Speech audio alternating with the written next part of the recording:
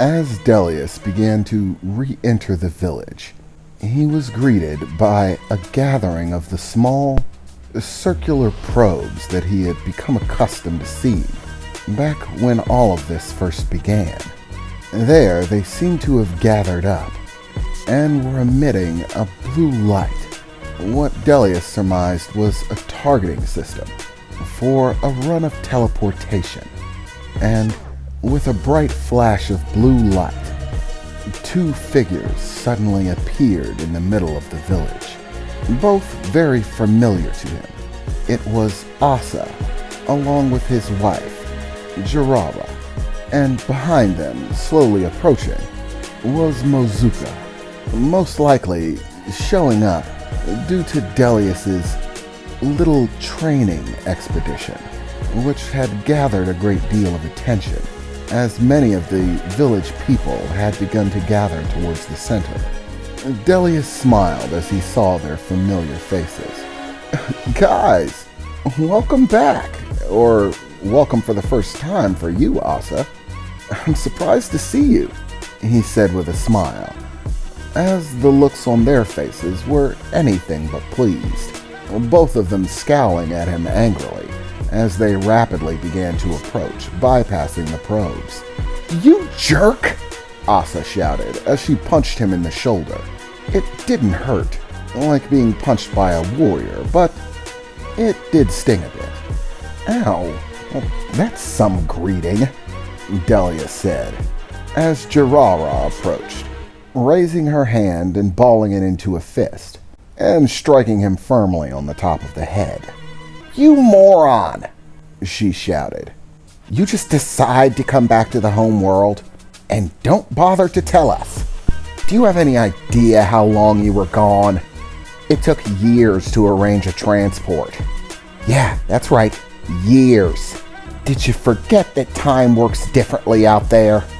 If you were coming to the planet, you should have come pick us up first. Oh, I am so angry at you, Jirara said, crossing her arms and scowling heavily. Yeah, me too, Asa replied. I mean, really. Remember, you were supposed to invite me.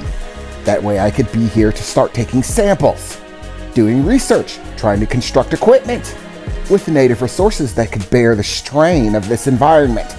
And instead, I have to come here without preparation because you decided to rush into some sort of arrangement with these aliens who've been orbiting the planet for several years. You'd better be lucky that I got a massively extended lifespan from those clusters of cells that I got from you. Otherwise, I'd be very upset. No, strike that. I'm still very upset. You can be such an idiot. Jeez, I'm sorry, Delius said, as he began to rub the top of his head a bit. It just sort of happened. I didn't really think about it. We got an impromptu visit. I was a bit excited to go home for a little while. I mean, I've been out there forever. Besides, I've been closing in on nap time and I need to get some sleep. And some food in my stomach. I'm already past dinner. I'm still hoping that they have some food that hasn't been eaten yet. Delius, that's beside the point. Major things are going on, Asa shouted. What are you talking about? What's got you worked up this time, Asa? Delius said, as Mozarko approached, joining their little group. Hello, who are these two? Oh, Mozarko, this is my wife, Jirara, and a close personal friend, Asa. Your wife? Mozarko said, beginning to stare at Jirara. I was unaware you were married. Yes. Is there something strange about that?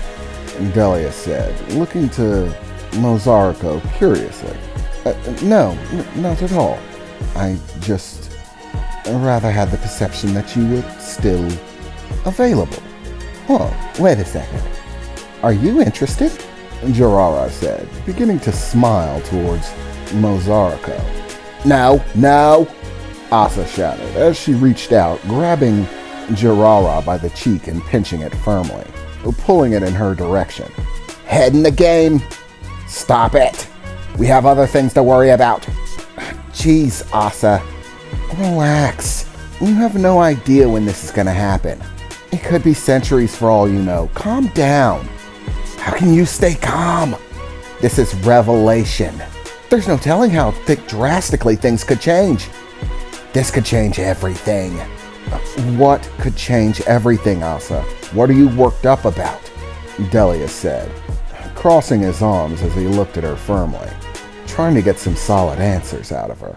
Look, Delius, while you were down here trying to relax and have a good time, we made some monumental discoveries that quite simply cannot wait to be discussed. They are of the utmost importance and completely change the ballgame. Mozarko, do you have any idea what they might be so worked up about? Any prevalent information that you feel like laying on the table? No. My people shouldn't have done anything that should cause this sort of reaction. They should simply be orbiting the planet, as discussed, and keeping their trigger fingers away from any dangerous buttons.